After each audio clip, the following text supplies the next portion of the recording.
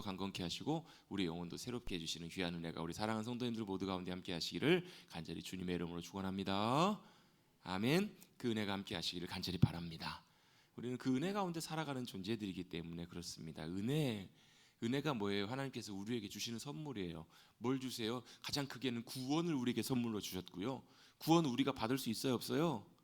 우리 노력으로는 안 돼요. 우리가 열심히 산다고, 의롭게 산다고 천국 갈 수 있는 것이 아니라고요. 요즘 제가 인터넷 기사들이나 이런 내용들을 보면서 한편으로는 좀 씁쓸하기도 하고 안타까운 것들이 하나가 있어요. 뭐냐면 사람들이 돌아가시거나 사람이 죽으면 사람들이 다 뭐라고 생각하냐면 아유 천국에서 좋은 곳에 잘 쉬고 있을 거라고 사람들이 다 그렇게 얘기를 해요. 그런데요, 안타깝게도 뭐가 문제냐면 하나님의 공의 앞에서 우리가 판단받아야 될 분명한 뭐가 기다리고 있냐면요, 하나님의 판단, 심판이 우리를 기다리고 있다는 거예요. 우리의 삶에 대해서, 우리의 삶에서 판단받고 심판을 받을 때 여러분, 하나님의 의의 심판 가운데 통과할 수 있는 사람이 있을까요, 없을까요?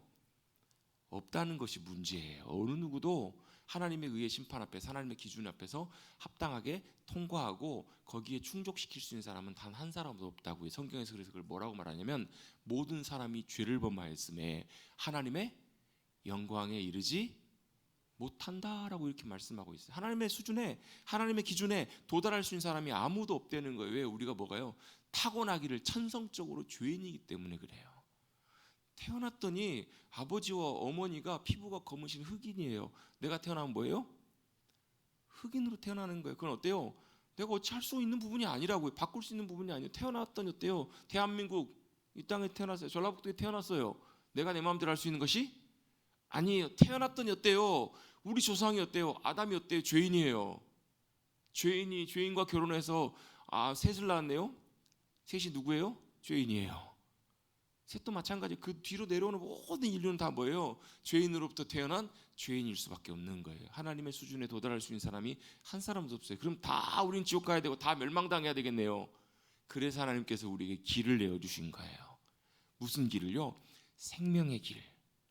우리가 살 길을 내어주셨어요. 그 길이 누구시냐면 예수 그리스도. 그분이 우리의 길과 진리와 생명이 되어주셔서 그분으로 말미암아 누구에게요? 요한복음 14장 이 말씀이 나오잖아요. 6절 말씀인데요, 뒤에 7절 말씀이 이어져 보면 그 6절 그 말씀이 이어진 말씀이 내가 곧 길이요 진리요 생명이니 뭐라고 말씀하시냐면 나로 말미암지 않고는 아버지께로 올 자가 아무도 없다. 이게 부정형으로 나와 있는데 다시 긍정형으로 바꿔보면 아버지께로 가는 자는 누구를요? 나로 말미암아야만 아버지께로 갈 수 있다라고 말씀하세요. 예수님이 아버지께로 나갈 수 있는 길이 되어 주셔서 예수님을 말미암아라는 말은 무슨 말이에요? 예수님과 함께, 예수님을 통하여 아버지께로 나갈 수 있는 길이 열린 거잖아요. 또 뭐예요? 우리가 심판대 앞에 섰을 때 우리 앞에 우리 변호해 주시는 중보자가 계세요. 그분이 누구세요? 예수님이세요. 우리 앞에 서서 뭐예요? 이 사람이 죄인입니다. 죄인이지만 뭐가요? 내가 이 사람을 뭐 한다는 거예요? 보증한다라는 거예요. 내가 이 사람을 위해서 뭐 했다고요? 값을 치르셨다고요. 이게 바로 뭐예요? 대속이에요. 이게 바로 구원의 중요한 원리예요. 그래서 우리가 어떻게 해요? 하나님께 나갈 수 있는 길이 열리고요, 하나님의 자녀로 살아갈 수 있는 놀라운 은혜를 선물로 받은 거잖아요. 구원을 은혜로 선물로 받은 거잖아요. 이게 은혜예요. 이게 없으면 여러분 죄송하지만 안타깝지만 그분이 아무리 선하게 살아도, 심지어 돌아가실 때 어때요? 장기기증을 하고 아무리 의롭게 살아도 뭐예요? 자 보십시다. 술이 있어요. 술은 뭐예요? 도수가 약하나 높으나? 술은 술이에요. 술은 술이고 물은 물이에요. 술은 본성적으로 술은 술이거든요. 착한 일을 많이 한 죄인, 선한 일을 많이 한 죄인이 되는 거라고요. 이게 이해가 되세요?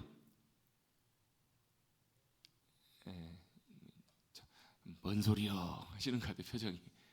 이게 뭐라고? 이게 모든 사람이 죄를 범하였으면 하나님의 영광에 이르지 못한다는 말씀의 의미가 무슨 말이냐면 다 죄인이란 말인데, 다 죄인지 이런 차원의 의미가 아니라 우리 본질상 우리의 죄의 문제를 우리가 해결할 수 없거든요. 우리는 다 죄인이라고요.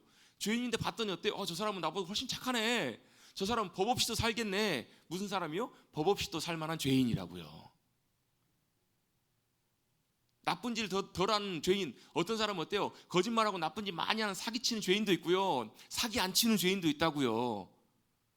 사기를 치나 안 치나 죄인은 죄인이라고요. 그래서 이 문제를 해결하지 못하면 어떻다고? 어느 누구도 심판을 피할 수가 없다고요. 한 번 죽는 것은 사람에게 정하신 것이고 그 후에는 뭐가 있다고요? 심판이 있다고요. 근데 그 심판 앞에서 누가요? 예수님이 우리의 뭐가 되어주신 거예요? 구원자가 되어주신 거예요.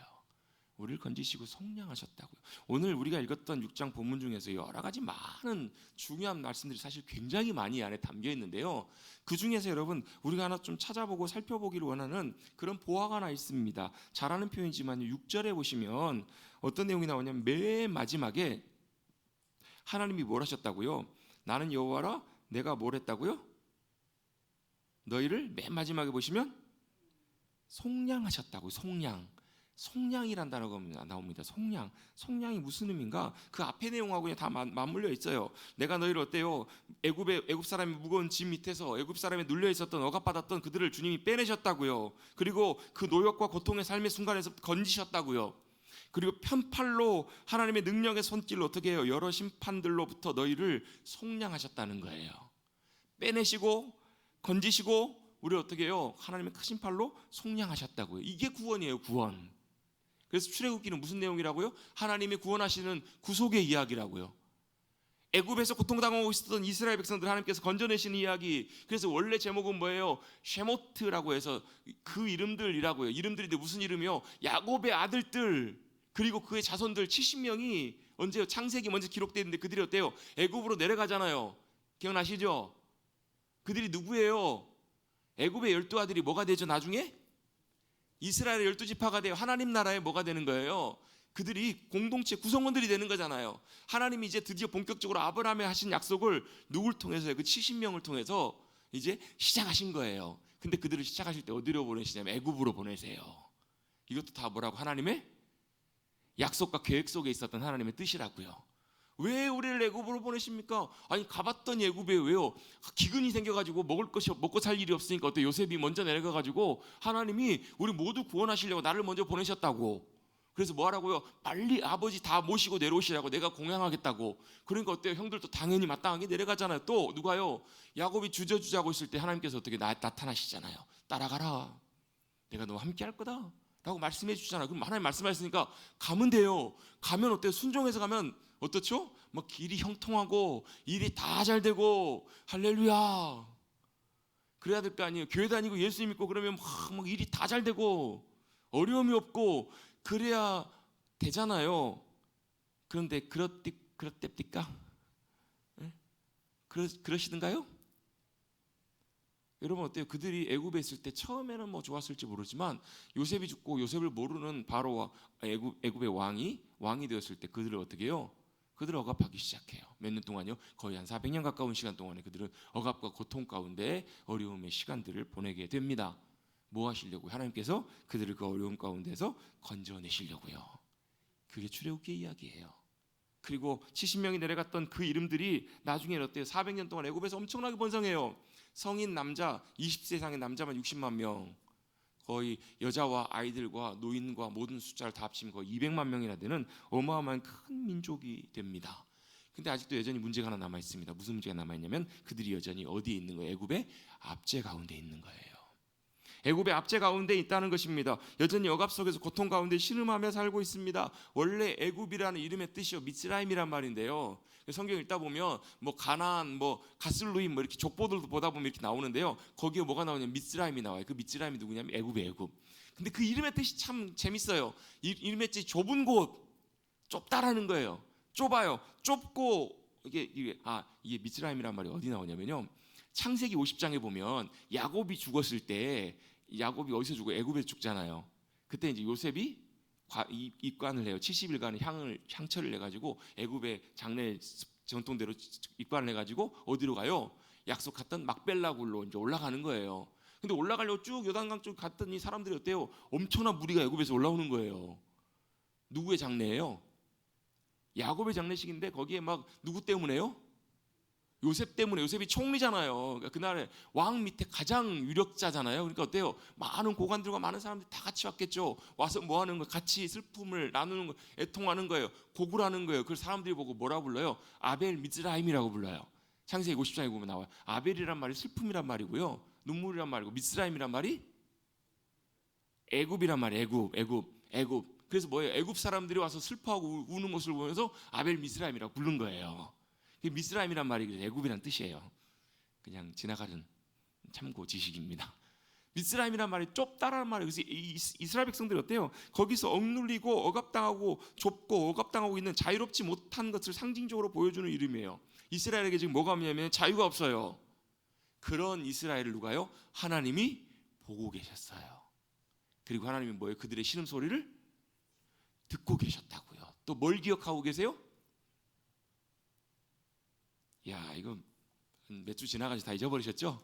성경을 한번 잠깐 앞으로 넘겨보십시다. 성경을 한번 앞으로 쭉 넘기셔서요. 그 어디 나오냐면 2장에도 나오고요, 3장에도 나와요. 그리고 뭐 4장에도 나오고 여러 번 반복돼서 나오거든요. 이 내용들이. 자, 제일 그냥 우리 그 2장을 한번 보십시다. 2장 23절, 24절, 25절에 보시면요. 애굽 왕이 죽은 다음에 이스라엘 자손들이 노동으로 인해서 탄식하고 부르짖어요. 너무 고통스러워서 고생스러워서요. 말미암아 부르짖으니 이 소리가 어디에 하나님께로 상달되었어요. 하나님께서 어떻게 하나님이 그들의 고통 소리를 들으시고 하나님이 아브라함과 이삭과 야곱에게 세우신 그 언약을 기억하셨고 하나님이 이스라엘 자손을 돌보셨고 하나님이 그들을 기억하셨다라고요. 그 뒤에 3장에도 보면 그런 내용이 나와요. 7절부터 보시면 여호와께서 이르시되 내가 애굽에 있는 내 백성의 고통을 분명히 보고 계신다고요. 여러분, 하나님의 백성들이 당하는 고난과 고통들을 누가 보고 계신다고요? 하나님이 보고 계신다고요. 근데 우리는 어때요? 하나님이 어디 계시냐? 내가 고통 가운데 있는데 하나님 도대체 어디 계시냐? 하나님 나를 버리셨나? 하나님 나를 모른 채 하시나? 이렇게 생각한다고요. 하나님 보고 계신다고요. 또 언제요? 그들이 감독자로 말미암아 부르짖음을 하나님께서 듣고 계시고 그 근심을 알고 주님이 이제 어떻게 해요? 내려오신다고요. 내려오셔서 뭘 하세요?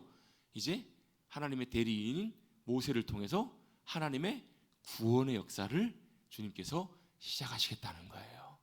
이게 바로 출애굽기 이야기고 이게 앞에 나와 있는 이야기들입니다. 하나님의 역사를 이제 나타내기 시작하신다고요. 그래서 여러분, 우리가 오늘 읽었던 6장 다음 장 7장부터는 뭐가 나오냐면 10가지 재앙들이 시작이 돼요. 피재앙부터 시작합니다. 이게 뭐예요? 하나님이 이제는 뭐 하시는 거예요? 구속하시고 구원하시는 역사의 이야기가 이제 시작되는 이야기 내용들이라는 거예요. 뭘 하시는 거예요? 하나님 그들을 건져내시는, 그들을 구원하시고 그들을 구속하시는 내용이란 말이에요. 구원이라는 말은 건져낸다는 말이고, 구속이라는 말은 어떤 말이냐면요, 값을 치르고 되찾아오다라는 말이에요. 구속과 비슷한 말이 무슨 말이에요? 속량이라는 단어예요. 그래서 다시 6장으로 넘어오시면 6장에 중요한 표현들이 있지만 아까 읽었던 6절에 보시면 하나님이 그들을 어떻게 해요? 집에서 빼내시고 그들을 건지셔서 큰 팔로 그들을 뭐 하셨다고요? 속량하셨다고요. 여러분, 속량이 무슨 말이에요? 값을 치르고 되찾아오다는 말이에요. 속량이 무슨 말이라고요? 값을 치르고, 이 가알이라는 단어인데요, 이 구속이란 말, 이 말의 원래 정의는 대가 지불을 통해서 소유권을 다시 얻는 것, 되찾아오는 것이 바로 속량, 이 가알이라는 말의 의미예요.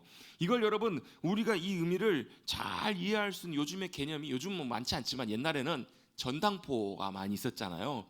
전당포 이용해 보시면 계시죠? 안 계세요? 전당포가 어때요? 우리 집에 여러 가지 필요가 있을 때 우리 집에 있는 물건을 전당포에다가 맡기고 돈을 빌려오잖아요. 거기에 해당되는 가치에 돈을 빌려옵니다. 그러니까 이제 손해보지 않을 만큼 전당포도. 그래요. 어때요? 전당포에서 빌려왔습니다. 그걸 어떻게 해요? 다시 되찾아오는 것. 이게 뭐라고? 이게 구속이라고, 속량이라고요. 자, 이걸 되찾아오기 위해서는요, 중요한 두 가지가 있습니다. 전당포에서 제일 중요한 두 가지, 물건을 찾아오기 위한 두 가지가 뭐죠? 예? 첫 번째는요, 그 물건의 주인이 나임을 먼저 증명할 수 있어야 된다고요. 그게 내 거라는 것이 증명이 돼야 돼요. 전당포 가가지고 보기 좋은 거 보고 저거 주세요. 그럼 줘요, 안 줘요?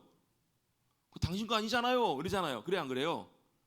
이 전당포에서 물건을 찾아오기 위해서는 그 물건의 주인이 나라는 것이 확인이 돼야 돼요. 또 한 가지는 뭘 해야 돼요?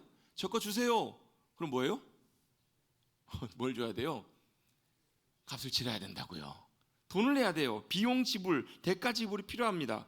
즉 그 물건의 주인임을 증명해야 되고요, 물건값을 지불해야 돼요. 그래서 여러분, 구속이라는 말은 원래가 어떤 의미냐면, 원래 누구 거예요? 주인의 것이라고요. 내 것인데 그걸 어떻게 해요? 다시 값을 치르고 되찾아오는 거예요. 자, 이스라엘은 원래 누구 거예요?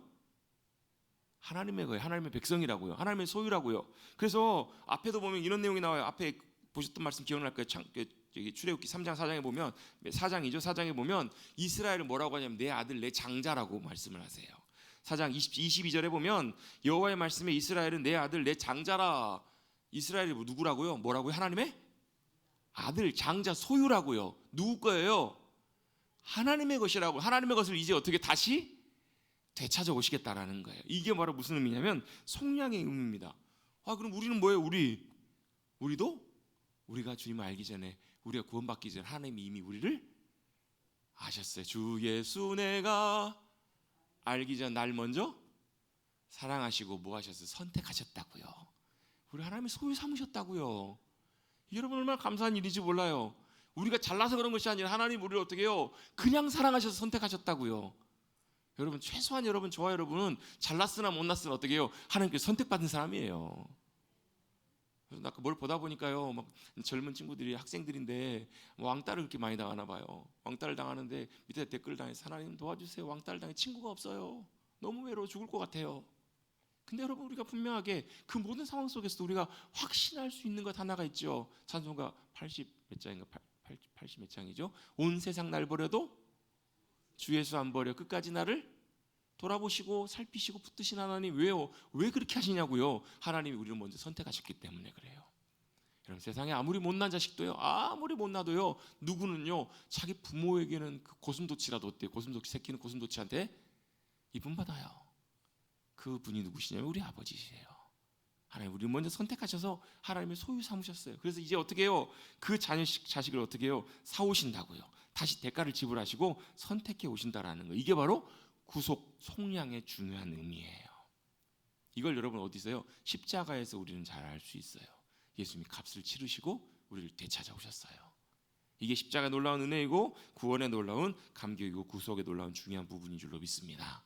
근데 여기까지는 다르고요. 근데 이 다음에 이제 중요한 부분 하나 좀 의문을 가질 수 있는 부분이 있는데, 우리가 뭐가 되었다고? 하나님의 소유가 되었다고요. 그런데 우리가 하나님의 것이고 하나님의 백성인데 왜 하나님은 이스라엘을 원래 있던 자유로운 자리에서 왜 그들을 노예로 압제받는 억압받는 그 자리에 있도록 하나님께서 그들을 허락하셨을까? 그들을 내두셨을까? 쉽게 말하면 우리에게 왜 하나님이 우리에게 고통을 어려움들을 허락하시냐는 거예요. 왜 하나님께서 이스라엘 백성들을 애굽으로 내려가게 하셔서 그들이 400년 동안이나 신음하며 고통받으며 아픔 가운데 있게 하셨을까요? 하나님 잊어버리셔가지고 하나님이 내려다 놓고 애굽에 내려놓고 다른 일 하시느라고 400년 동안 깜빡하신 거예요. 400년이라 차차차차차 맞다. 미안해 내가 깜빡했어. 이렇게 하나님께서 하셨을까요? 그것이 아니라는 거예요. 왜 하나님께서 그들을 고난의 자리에 그대로 내버려 두셨을까? 왜 하나님께서 그들의 고통당함을 문제와 어려움 가운데 있도록 그대로 그 어려움들을 허락하셨을까? 왜 그러셨을까요? 이건 여러분 이스라엘 백성들뿐만 아니라 우리의 삶에도 마찬가지로 해보는 중요한 질문일 수 있어요. 왜요? 하나님은 왜 내 삶에 어려움을 주실까? 지금 너무 수많은 사람들이 어려움을 당해요. 그 가운데는 누구요? 그리스도인들도 있어요. 정말 큰 어려움을 당하는데 왜 하나님은 나에게 이런 일들을 허락하실까? 왜 그렇게 하실까? 하나님의 소유인데 왜 그러실까? 라고 생각할 때 우리는 잘 알고 있는 답이 있습니다. 하나님은 사랑하시는 자를 더 다루시고 징계하시고 연단하신다고 히브리서 12장에 말씀합니다. 사생자는 하나님께 징계하지 않으신다고요. 하나님 사랑하는 자녀들은 어떻게 해요? 징계하신다는 말이 벌 주신다는 말이 아니라 뭐 하시는 거예요? 연단하시고 훈련하시고 비적하신다고요. 나의 가는 길을 오직 주님이 하시오니 주님이 나를 단련하신 후에는 내가 정금같이 나오겠습니다. 욥기의 고백처럼. 또 잠언의 고백에 보면 이런 말씀이 있습니다. 잠언 13장 24절에 보면 매를 아끼는 자는 그의 자식을 미워함이라 자식을 사랑하는 자는 근실히 징계하느니라. 자식을 사랑하면 뭐 한다고? 때때로 어때요? 성실하게 징계를 한다는 거예요. 이걸 다른 표현에서 뭐라고 나오면 회초리라고도 나옵니다. 요즘은 애들 회초리 때렸다가 잘못하면 아동학대로 고발당합니다. 그럴 수 있습니다. 어때요? 정말로 부모로서 자녀를 사랑한다면 자녀를 어떻게 해요? 때때로 빗나간 길을 걸어갈 때, 그 길이 아닐 때, 아니면 그것이 아닐지라도 연단하고 훈련하는 그런 부모의 사랑의 과정들이 반드시 있다라는 거예요. 여러분 뭐 김연아 선수도 뭐 너무너무 잘 알려져 있는 이야기지만 누가요? 혹독하게 그 옆에서 누가요? 어머니가 그를 어떻게 해요? 훈련을 시키고 때때는 어떻게 해요? 막 좀 무자비할 만큼 몰아붙이고 그렇게 했다고요. 결국 어떻게 보면 김연아 선수가 될 수 있었던 가장 큰 이유 중에 하나가 어찌 보면 어머니였다고도 볼 수 있을 거예요. 하나님은 우리가 그렇게 되기를 원하세요. 어떻게 해요? 하나님의 형상대로 하나님이 기뻐하시는 모습으로 귀하게 세워지는 그런 귀한 하나님의 자녀로 저와 여러분이 변화되고 성장되고 세워지기를 주님이 원하시는 줄로 믿습니다. 그래서 어때요? 때때로 그걸 허락하신다고요. 하나님의 자녀임에도 불구하고 하나님이 그렇게 우리를 하신다고요. 이 말은 하나님께서 그의 백성들을 채찍으로 어려움과 공경 아래 있게 하신다는 사실이 누구에게요? 우리가 하나님께 속해 있다라는 중요한 증거라는 거예요. 자, 하나님께서 우리에게 그런 어려움들을 허락하신다? 사망의 음침한 골짜기로 가도록, 아니 사망의 음침한 골짜기를 안 가게 하셔야 되는 거 아니에요. 그렇지 않아요? 맞아요, 틀려요. 우리가 예수 믿고 주님 의지하고 가면 사망의 음침한 골짜기를 안 가게 하셔야 하잖아요. 어려움 있을 때 어때요? 큰 구덩이 있을 때 빠지게 요셉이 던져진 구덩이에 던져지지 않게 하나님께서 어떻게 해요? 천사를 통해 갖고 촥 막으시고, 아니면 어떻게 해요? 요셉아 너 가지마 이렇게 말씀하셨어야 되는 거 아닌가요? 아, 그래요 안 그래요? 그게 우리의 사고라고, 우리의 생각이라고요. 우리가 하나님께 대한 우리의 마음은 어때요? 요셉이 그 구덩이에 빠지기 전에 하나님 우리를 건져주셔야 되고, 사망의 음침한 골짜기를 가기 전에 막아주셔야 되고, 사자굴에 던져지기 전에 하나님께서 딱 갑자기 어때요? 다리오 왕의 마음을 확 바꿔주시고 갑자기 딱 뒤집어져 암행어사 출동하는 것처럼 해가지고 상황이 다 바뀌어야 정상 아닌가요? 느부갓네살 왕이 두랍 형제다가 우상 만들어 놓고 다니엘의 세 친구들 어때요? 다 풀무불에 던져지려고 할 때 어때요? 하나님 하늘로부터 번개를 내리셔가지고 이렇게 하셔야 정상이 아니냐고요. 근데 어디를 가게 하세요? 풀무불에 던져지게 하세요. 사자굴에 던져지게 하신다고요. 사망의 음침한 골짜기를 걸어가게 하신다고요. 문제와 어려움이 없는 것, 문제와 어려움이 안 생기게 하는 것이 하나님의 뜻이 아니라, 그 문제와 어려움을 하나님이 허락하실 때 우리가 뭐라고요? 아, 하나님이 우리를 사랑하시고 우리가 하나님께 속해 있구나라는 것을 뭐 할 수 있다고요? 확실히 알 수 있다고요. 이해가 좀 잘 되시는지 모르겠어요. 제가 지금 설명을 잘하고 있는지 못하고 있는지 모르겠습니다. 자, 간단하게 말씀드리면 이런 거예요. 하나님이 사랑하신 자에게 징계와 어려움과 문제들을 허락하신다고요. 주신다고요. 그걸 통해서 우리가 아, 내가 하나님의 사랑받는 하나님의 소유구나, 하나님이 나를 버리셨구나가 아니라 내가 뭔가 하나님 앞에 잘못해서 벌을 받는다. 물론 여러분, 하나님께서 우리에게 우리의 잘못들이나 우리의 죄악들을 깨닫게 하시려고 그런 것들을 허락하실 때도 있어요. 그런데 본질적으로 뭐라고요? 하나님이 우리를 어떻게 해요? 미워하시고 벌하시기 이전에 하나님 우리를 여전히 사랑하시고 우리 하나님의 소유 삼으신 하나님이시라는 것을 우리가 알 수 있다라는 거예요. 그런 일들을 통해서요. 그럼 어려움 만날 때, 문제들을 만날 때 꼭 기억하십시다. 하나님이 나를 사랑하시고 내가 하나님께 속해 있구나. 그리고 또 겸손하게 주님 앞에 믿음으로 나가시면 됩니다. 겸손하게 주님의 은혜와 도우심을 구하시면 됩니다. 그 환난과 어려움을 통해서 뭘요? 우리가 하나님께 속해 있다는 사실과 뭐가요? 하나님의 사랑이 의심받을 만한 것이 아니라는 것. 하나님의 사랑은 어때요? 우리는 그런 상황들을 만나면 어때요? 하나님의 사랑이 식었나? 변했나? 내가 뭔가 문제가 있나? 하나님의 사랑이 달라졌나? 이렇게 생각하기 쉽다고요. 근데 그렇지가 않다고요. 그 어려움을 통해 결국 뭐하게 하신다고요? 하나님의 펴신 팔, 하나님이 손을 펴셔서 뭐 하신다고요? 역사하실 일들을 우리에게 경험케 하시기, 확인시켜 주시기 위해서 그렇게 해가신다라는 거예요. 우리는 그를 떠나서는 아무것도 할 수 없음을 주님께서 알게 하시기 위해서. 자, 모세가 얼마나 하나님께서 훈련을 시키셨으면 자기가 할 수 있는 것이 아무것도 없다고 얘기를 해요. 그때까지 하나님께서 기다리신 거예요. 그를 준비시키신 거예요. 너무 하나님께서 훈련시키셔가지고 겸손해져가지고 하나님 명령 가운데 순종하지 못할 만큼, 오늘도 나오잖아. 하나님 나 입이 둔한자입니다. 2번이나 나오거든요. 그만큼 겸손하게 하나님께서 내리셨어요. 뭘요? 네가 할 수 있는 것이 아니다. 네가 할 수 있는 것이 아니라 누가 하신다고요? 하나님이 하신다. 그것을 모세가 철저하게 경험하게 하기 위해서 우리도 마찬가지로 똑같이 그렇습니다. 그래서 여러분, 구속받은 사람들의 특징이 있습니다. 진짜 구원받은 사람들의 특징이 있는데요, 2가지 특징만 한번 살펴보면, 첫 번째는 뭐냐면 우리가 무능력한, 아무것도 아닌, 능력 없는 존재임을 인정한다는 거예요. 구원이 누구로부터요? 나로부터 나오는 것이 아니라 의가 나의 의로부터 나오는 것이 아니라요. 여러분 이게 우리 머릿돌교 모든 성도님들 가운데서도요. 이 복음의 진리가 분명하게 세워져야 되는데 이게 뭐냐면 나에게 의가 없음을 하나님 앞에서 인정하고 내가 분명하게 철저하게 깨닫는 이 자리, 이 고백이 우리 모두에게 너무너무 필요해요. 근데요, 제가 목사로서 보면 뭐 저도 그럴 때가 있겠지만 돌아보면서 제가 이런 부분들을 함께 이제 나누고 알아오게 된 게 한 뭐 10여 년 정도 되거든요. 15년, 뭐 20년 조금 안 되고 17, 18년 정도 되는데요. 이걸 하나님께서 깨닫게 하신 다음부터 보면 알고 나니까 제 자신도 그렇게 살아왔구나라는 게 보여요. 하나님 앞에 잘 보이려고 하고 하나님 앞에 뭐라도 조금 이렇게 선한 것들을 잘해 보려고 하는 그런 열심과 열정들이 엄청 많았거든요. 근데 그게요, 복음의 기준과 가치로 놓고 보면 땡이에요. 땡. B예요. 그게 아니에요. 그게 아니고 우리의 뭐가 없냐면요, 의가 하나도 없음을, 선한 것이 하나도 없음을 깨닫는 그 자리에 서는 것이 내가 구원받은 하나님의 백성의 특징이라고요. 많은 성도들 중에서도 보면요, 그런 분들이 계세요. 아직 복음의 은혜를 깨닫지 못하고 뭐 주님을 인격적으로 만나지 못한 분들 같은 경우 보면요, 여전히 교회 오실 때 또 살아가실 때 어떻게 살아가시냐면 내가 열심히 선하게 잘 살아가려고 애쓰며 또 그렇게 살아가시는 분들이 계세요. 그분들에게는 죄송스럽지만 그게 그분들의 기준이 돼요. 우리의 기준은 달라요. 우리의 기준은 어디예요? 하나님이세요. 우리의 기준은 어디예요? 복음이에요. 복음. 은혜의 기준이라고요. 그 말은 무슨 얘기냐면 우리 것으로 내세울 수 있는 것이 아무것도 없다는 것을 깨닫는 거예요. 이걸 누가 철저하게 깨닫냐면 사도 바울이 깨달아요.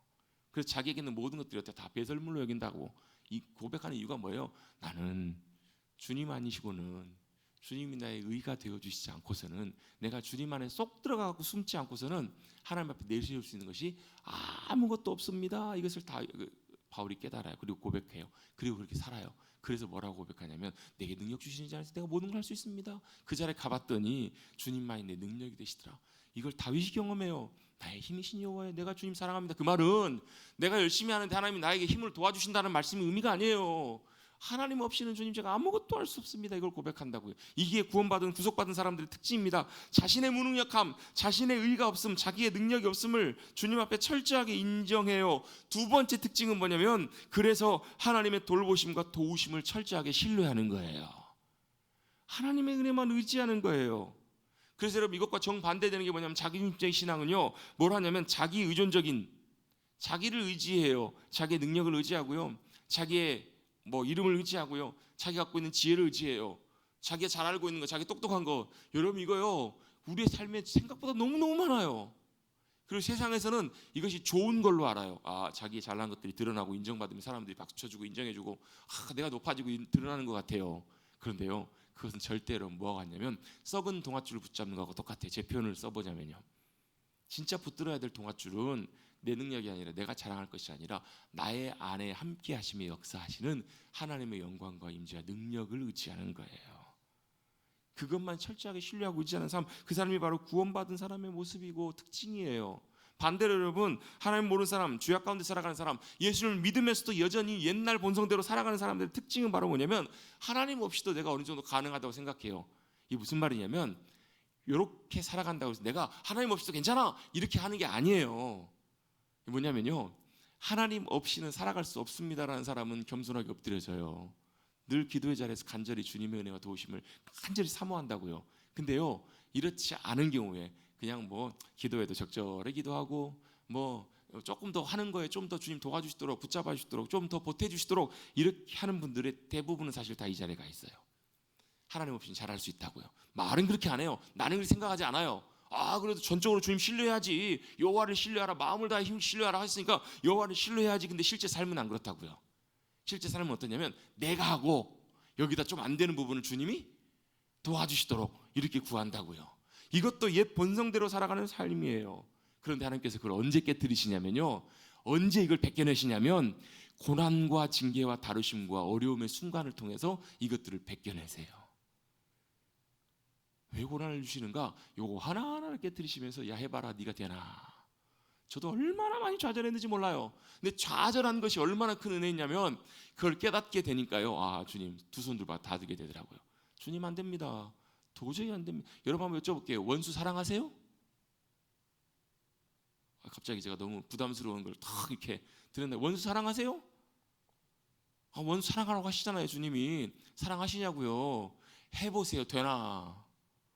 목이 칼이 들어가, 내가 눈에 흙이 들어가도, 내가 죽을 때까지 눈에 흙이 들어가, 내가 안 된다고 여러분. 진짜 안 돼요. 그걸 깨닫고 주님 앞에서 내 처지와 내 형편과 내 모습을 언제요? 부딪혀 보면서 하나님의 어려움과 고난 가운데 나를 보게 하시는 거예요. 주님, 제가 열심히 살아왔네요. 제가 제 힘으로 제 지혜로 열심히 살아왔네요. 주님, 그게 아니었네요. 그걸로 되는 게 아니네요. 주님, 그래서 주님이 필요합니다. 그래서 주님만 의지합니다. 참 감사한 게 뭐냐면요, 그렇게 주님을 의지하는 우리가 의지하는 그 주님이 선하신 분이시라는 거예요. 또 신실하신 분이시라는 거예요. 실수가 없으신 하나님이시라고요. 요즘 많이 부르는 찬양이 있어요. 선하신 주님이라는 찬양이에요. 원래 외국 곡인데 참 좋은 찬양이에요. 저도 몇 년 전에 그 찬양을 처음 듣고 나서 그 가사의 고백이 제 마음을 얼마나 많이 후벼 파는지 몰라요.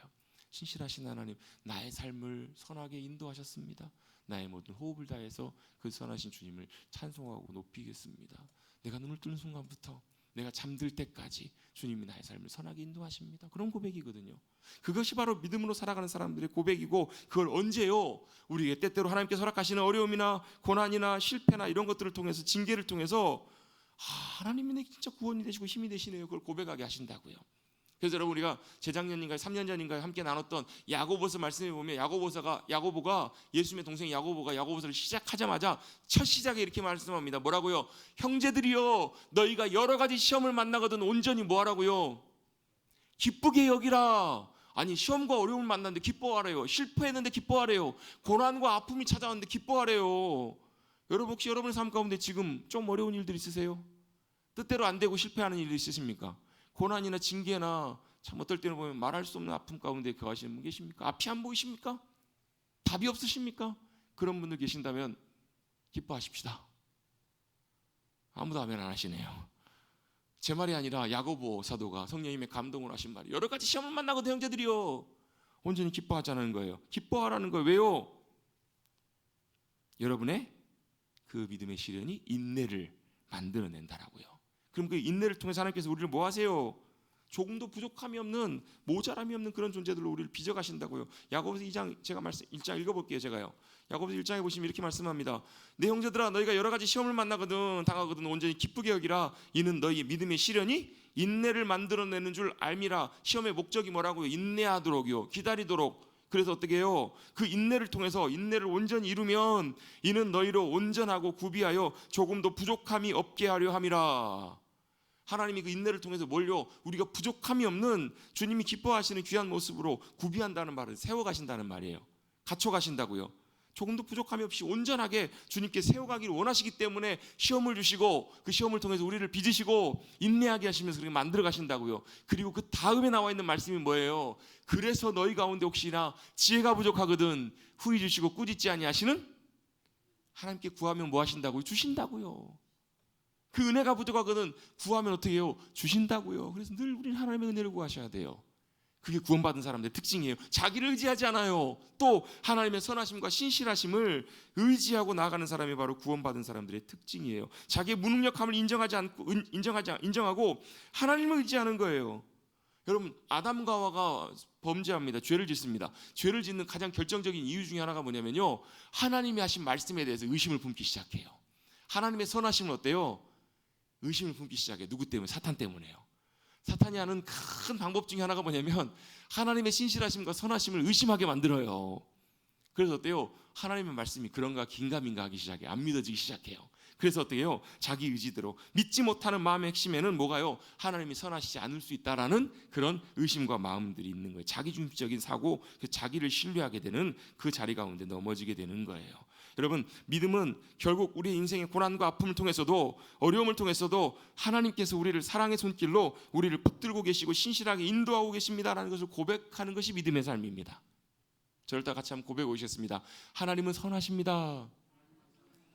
지금도 여전히 우리를 붙드십니다. 그리고 가장 귀한 길로 인도하실 것을 믿습니다. 믿으십니까? 두 분이 의심하고 있는 것 같아요. 표정이. 여러분, 우리가 끊임없이 여러분이 이 믿음의 명제 앞에, 고백 앞에 직면해서요, 그것을 의심하는 것이 아니라 왜? 그 상황과 환경을 보면 의심해요. 자, 한번 말씀 한번 보실까요? 아까 우리 읽었던 본문에 보시면 9절에 보시면요, 하나님이 어때요? 하나님의 계획을 말씀하세요. 그들을 빼내시고 건지셔서 뭐 하시겠다고? 구속하시겠다고요. 구속하시겠다고요. 내 백성을 삼으시겠다고요. 그들을 꺼내실 것을 하나님께서, 그리고 약속의 땅을 허락하실 것을. 왜 여러분 하나님께 자꾸 구약에 보면 그 땅을 주신대요? 그 땅이 무슨 땅인데요? 가나안 땅인데 그 땅이 왜 그러냐면요, 하나님이 주실 그 땅이 하나님이 함께 거하실 땅이거든요. 그래서 그 땅이 중요해요. 그 땅을 주시겠다고 말씀을 하셨어요. 근데 모세가 어때요? 그 말씀을 그대로 전했을 때 9절에 보시면 그들이 어떻죠? 이스라엘 자손에게 전하나 그들이 마음의 상함과 가혹한 노역으로 말미암아 모세 말을 듣지 아니하였더라. 모세를 통해서 하시는 하나님의 말씀을 듣지 않았다라는 거예요. 뭐가 문제예요? 그들이 마음이 상한 거예요. 마음이 상해요. 또 너무 힘든 일이 그들에게 너무 힘든 거예요. 여러분, 사람의 마음이 상하면요, 하나님 말씀하셔도 말씀이 안 들립니다. 뭐만 보여요? 그 상처와 아픔만 들려요. 그리고요, 그 일들이 너무 힘들면, 너무 고통스러우면 뭐가 안 나와요? 너무 힘들면 기도가 안 나오잖아요. 그 경험해 보신 적 있으시죠? 너무 힘들면 믿음으로 주님 잘 신뢰한다고 하면서도 어때요? 무너진다니까, 넘어진다니까요. 우리도 똑같아요. 이스라엘 백성들처럼요. 그렇게 될 수 있어요. 상황과 환경이. 그래서 여러분, 우리가요, 이런 어려움을 만나기 전에 뭐 해야 되냐면요, 우리의 믿음의 훈련들을 잘 하셔야 돼요. 평상시에요. 제가 종종 우리 성도님들 볼 때 좀 너무 마음 아플 때가 가끔 있어요. 저분이 조금만 더 믿음으로 그 이전에 잘 훈련되었다면 그 어려움을 만날 때, 큰 풍파를 만날 때 어때요? 그것들을 능히 믿음으로 대처할 수 있었을 텐데, 그 믿음이 준비되지 않았기 때문에 평상시에는 잘하지만 그 문제를 만났을 때 실제로 믿음으로 반응하지 못하고 상황 가운데 완전히 매몰돼서, 풍랑 가운데 완전히 무너져서 휩쓸려 가버리는 그런 경우를 종종 보게 됩니다. 너무 마음이 아파요. 우리가 믿음 가운데 잘 준비되어 있을 때 뭐가요? 하나님의 선하심과 신실하심을 의심하지 않고 바라보고 그 주님의 음성에 귀를 기울이고 반응하게 될 줄로 믿습니다. 여러분, 우리 마음이 상할 때, 또 여러 가지 어려움들로 인해서 어때요? 고역으로 인해서 고통스러울 때 하나님의 말씀 들리지 않는다고요. 하나님의 선하심과 신실하심이 가려진다고요. 말로는 믿는다고 하지만 실제로 하나님을 믿지 못하는 그런 경우들이 너무너무 많아요. 그 자리에서 여러분, 하나님의 선하심과 신실하심을 고백하실 수 있는 우리 사랑하는 성도님들 되시기를, 우리 모두가 되시기를 주님의 이름으로 축복합니다. 한 가지만 마지막으로 하나만 더 나눠보겠습니다. 그걸 말씀하시고 약속하신 하나님이 누구시냐면 여호와 하나님이시라는 거예요. 앞에 말씀을 다시 한번 돌아가 보시면요, 6장 2절부터 우리가 읽었던 말씀을 보시면 하나님이 모세를 부르십니다. 모세가 낙심하잖아요. 하나님 괜히 보내가지고 더 이스라엘 백성들이 더 고통당해서 나에게 원망합니다. 돌로 자기를 죽이려고 합니다. 그랬더니 하나님 뭐라고 말씀하세요? 내가 하나님께서 하실 큰 일을 네가 보게 될 거라고. 하나님께서 큰 역사의 손길로 일하실 것을 말씀하시고 나서 그 다음에 다시 말씀하시는 내용이 2절부터 말씀이에요. 나는 누구시라고요? 여호와니라는 거예요. 하나님 여호와 하나님이시라는 거예요. 여호와라는 말이 무슨 말인가? 이흐의 바브해인데요. 이게 재밌어요. 요디해 바브해인데요. 이게 사실 여호와라고 부르지만 실제로 어떻게 부르는지 아직 몰라요, 정확하게. 사람들이 발음을 잊어버렸어. 안 불러가지고 항상 주님이라고만 불러가지고. 근데 추측하기를 야훼라고 부르는 이름이 거의 제일 비슷한 이름이지 않을까라고 이렇게 얘기를 해요. 야훼가 뭐예요? 하나님의 이름이시라고요. 하나님의 이름이신데 재밌는 말씀이 나와요. 3절에 보시면 내가 아브라함과 이삭과 야곱에게 어떤 하나님으로요? 전능하신 하나님, 이게 히브리어는 엘샤다이 하나님이세요. 전능하신 하나님으로 나타났지만 나의 이름을 여호와로는 그들에게 알리지 아니하였다, 이렇게 말씀이 나와요. 그게 무슨 말씀인가? 그 전에도 하나님께서 여호와 하나님이시라는 것을 말씀하신 적이 있거든요. 근데 왜 이렇게 말씀하셨을까? 이걸 좀 복잡하니까 간단하게만 제가 정리해서 말씀드립니다. 이게 이런 거예요. 전능하신 하나님이시라는 말은 엘샤다이 하나님, 하나님이 어때요? 엘로힘이라는 거예요. 엘로힘이라는 거예요. 그 말은 무슨 얘기냐면 하나님이 하나님이세요. 이걸 조금 다른 표현으로 좀 쉽게 바꿔볼게요. 우리 이해하는 표현으로, 김 사장님, 사장님이시라는 거예요, 쉽게 말하면. 그런데 언제는요, 뭐 중요한 문서에 계약을 하거나 이럴 때는요, 거기다가 김 사장이라고 쓰면 돼요, 안 돼요? 그래서 뭐라 써야 돼요? 본명을 써야 된다고, 본명을. 그때 하나님께서 말씀해 주신 본인이라고 하나님의 이름이 바로 뭐냐면 여호와, 야훼라는 이름을 알려주시는 거예요. 뭐 하시려고요? 언약을 맺으시려고. 이스라엘과 하나님이 온전한 언약을 맺기 위해서 하나님의 그 이름을 그들에게 나타내셨다라는 거예요. 이게 이제 요 말씀들의 의미, 제가 간단하게만 말씀을 드리는 거예요. 이걸 좀 더 복잡하게 하려고 하면 뭐 이것저것 좀 신학적으로 좀 따져봐야 될 일도 좀 있는데 어차피 여러분 별로 지금 관심 없으시잖아요. 더 길어지는 것보다 빨리 말씀 정리하는 게 좋지 않을까 싶습니다. 이게 중요한 게 하나님의 이름을 말씀하시면서 그 다음에 4절부터 보시면 가나안 땅 곧 그들이 거주할 땅을 그들에게 주기로 그들과 뭐 하셨다고요? 언약하셨다고요. 그 다음에 5절에도 보면 뭐가 나와요? 그들의 신음소리를 들으시고 내가 듣고 나의 언약을 기억하셨다고요. 다 뭐와 관련된 하나님 표현이냐면 언약과 관련돼서 하나님께서 이제는 어디에 언약의 하나님으로 그들 가운데 함께 하시겠다라는 것을 주님께서 모세에게 말씀하시는 거예요. 여러분, 하나님은 언약의 하나님이신 줄로 믿습니다. 그리고 그 언약을 지키시는 하나님이세요. 그래서 그 언약을 지키시는 그 약속의 결과가 뭔가 7절입니다. 7절은 같이 한번 읽어봅니다. 시작.